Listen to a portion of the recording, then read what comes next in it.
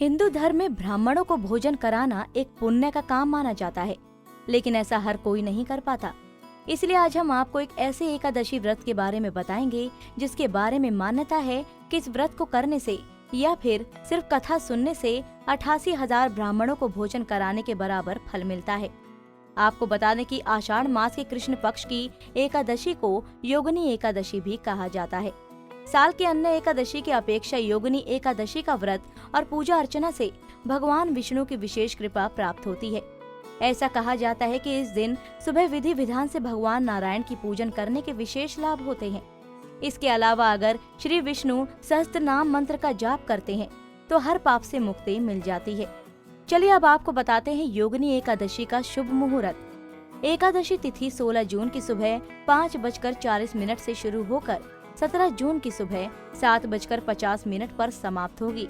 इसके बाद पारण का समय 18 जून की सुबह 5:28 के बाद शुरू होगा। चलिए अब आपको योगिनी एकादशी की महिमा के बारे में बताते हैं। मान्यता के अनुसार स्वर्गलोक के अलकापुरी नगर के कुबेर नामक राजा भोलेनाथ का बड़ा भक्त था। चाहे जो परिस्थिति हो, भगवान की पूजा निश्चित करता था और उसे रोजाना हम नामक माली फूल देने आता था। एक हेम फूल तोड़ कर ले आया, लेकिन पूजा में समय है ये सोचकर पत्नी के साथ समय व्यतीत करने लगा।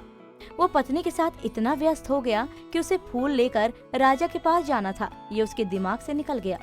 तो जब पूजा समाप्त होने के बाद भी माली फूल लेकर नहीं पहुंचा तो कुबेर राजा को क्रोध आया और उन्होंने पत्नी वियोग का उसे श्राप दे दिया।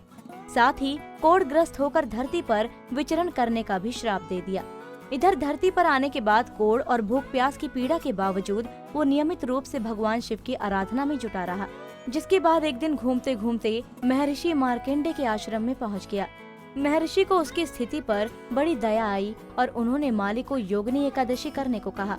महर्षि के बताए अनुसार योगिनी एकादशी व्रत करने से माली को शाप से मुक्ति मिल गई और वो सुखपूर्वक जीवन जीने लगा। तो अगर आप भी एक सुखमय जीवन जीना चाहते हैं तो योगिनी एकादशी का व्रत 17 जून को जरूर करें। कुंडली टीवी डेस्क से दीक्षा गुप्ता की रिपोर्ट।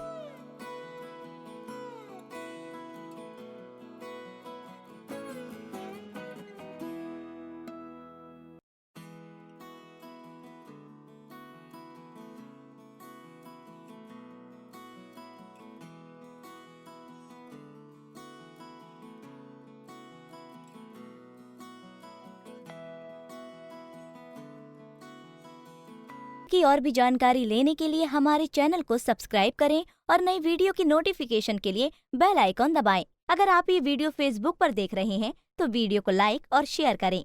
साथ ही अपनी राय कमेंट बॉक्स में जरूर बताएं। धन्यवाद।